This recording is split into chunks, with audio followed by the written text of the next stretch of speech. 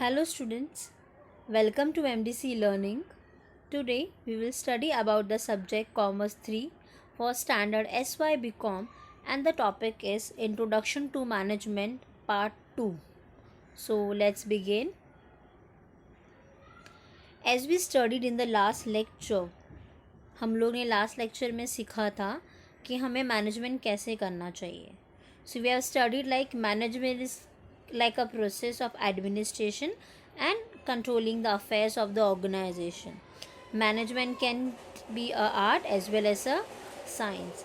Management is important for a good things. Even the management is like a backbone of successful organisation. हम लोग ने सब ये पढ़ा था लास्ट लेक्चर में.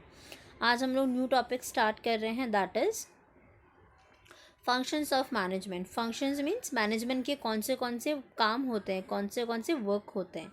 So let us study things. Management is what management does. It is the art of getting thing done through people in formally organized groups. We manage in organization to achieve certain objectives and goals. For this purpose, the managers perform some fundamental functions. They are called managerial functions and it is basically consist of 5 elements. इसका मतलब होता है management क्या होता है. The management is like a management does. Management is like a formally organized groups जहाँ पे सब लोग अपने अपने goals, अपने अपने objectives को maintain करते हैं. So वो goals and objectives को maintain करने के लिए we have to work on that, and for working on the such things we need basically 5 elements जो हमें help करता है management को proper work करने के लिए. So these are the 5 functions of management. The very first one, that is planning. Second is organizing. Third one is directing. Fourth one is staffing, and the last one is controlling. These are the 5 functions of elements of organizations and a management where the people working, where each and every company work on such 5 elements of management. Let us study one by one. Planning is deciding in advance what to do, when to do, how to do it. It bridges the gap between from where we are and where we want to go. Planning is requirement for setting clear realistic goals. Planning is important for planning and alternative plans. We need to understand the alternative plan. We have to select the best suitable plan, implement the plan, and last one, review of the plan. इसका मतलब होता है planning क्या होता है. Planning हमें advance में हम सोचते हैं what to do, how to do and when to do it. Without planning we cannot do our work. Therefore each and every company also works in that way. Each and every company work first on planning. हमें planning में goals बनाना पड़ता है. पहले हम लोग ने दो type की गोल्स बनाए हम लोग ने, ठीक है. For a goal and second गोल. एक गोल अगर हमारा प्रॉपर नहीं होता है, एक हमारा स्ट्रैटेजी, एक हमारा प्लानिंग सक्सेसफुल नहीं होता है, हम लोग ऑल्टरनेटिव प्लान जो हमने सोचा उस पर हम लोग डिसाइड करते हैं. फिर जब हम लोग ने दोनों प्लान डिसाइड किया, हम चॉइस करते हैं हमें कौन सा बेस्ट सूटेबल प्लान है, उस पर हम जाते हैं. एंड लास्ट में सूटेबल करने के बाद में जो सबसे बेस्ट होता है उसी पे हम लोग वर्क करते हैं. एंड लास्ट में वो प्लानिंग की हम लोग रिव्यू करते हैं. तो जब भी हम लोग प्लानिंग करते हैं we have to follow this steps. This is the functions of the very first function of management. Second one, that is organising. To organize a business is to provide it with everything useful or its functioning, that is raw materials, tools, capitals and personnels.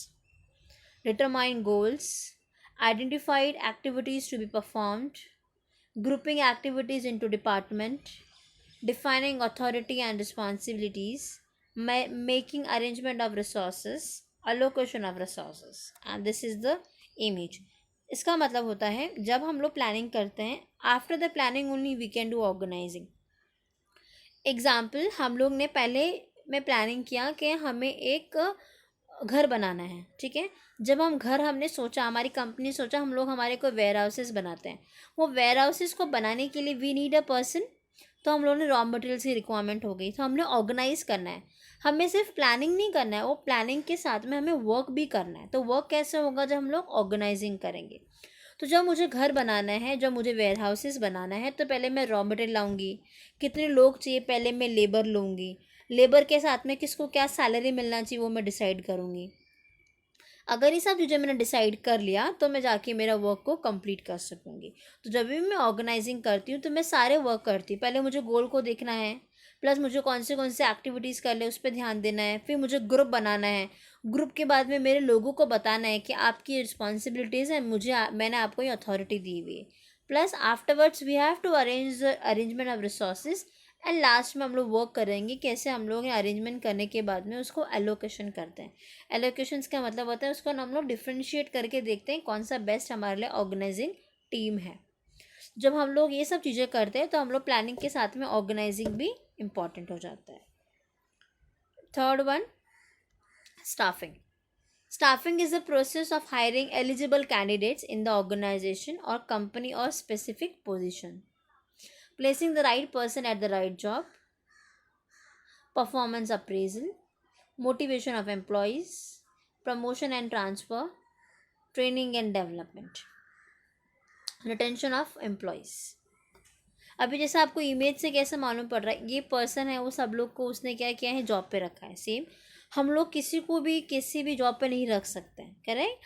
तो staffing का मतलब होता है जब तक वो person को higher करते, जब तक वो पर्सन का हम इंटरव्यूज़ नहीं लेते, जब तक वो पर्सन का टेस्ट नहीं लेते, हम लोग वो पर्सन को जॉब पे नहीं रख सकते। तो स्टाफिंग का मतलब यही होता है कि it's a process of hiring eligible candidates, किसके लिए, फॉर अ स्पेसिफिक पोजिशंस के लिए। एग्जाम्पल, आपको कॉलेजेस के अंदर प्रिंसिपल्स को अपॉइंट करना है, तो जो जो ट्रस्टीज़ होंगे, जो जो वर्कर जो उनके बड़े सबॉर्डिनेट्स होंगे, वो अपने चॉइसेस प्रिंसिपल्स को अपॉइंट नहीं करेंगे। उनको पहले उनका ट्रेनिंग, उनका इंटरव्यूज़ लेना पड़ेगा, उनको बताना पड़ेगा, उनका एक्सपीरियंस लेना पड़ेगा, तब जाके वो स्पेसिफिक पोजीशन में हम लोग प्रोफेशनल पर्सन को ही सिर्फ हायर कर सकते हैं। और जब भी मैं स्टाफिंग करती हूँ मुझे देखना है मैं placing the right person at the right job. फिर उसका मैं परफॉर्मेंस अप्रेजल देखती हूँ कैसा वर्क कर रहा है, प्लस उसको मोटिवेट करती हूँ अगर प्रॉपर वर्क कर रहा है कि नहीं कर रहा है।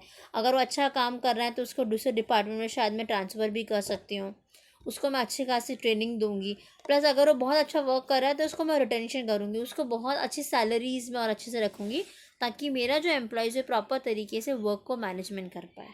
सो जब भी हम लोग मैनेजमेंट करते हैं हमारे लिए सबसे इम्पॉर्टेंट होता है स्टाफिंग को भी ध्यान में रखना, बहुत ज़्यादा इम्पॉर्टेंट हो जाता है हमारा।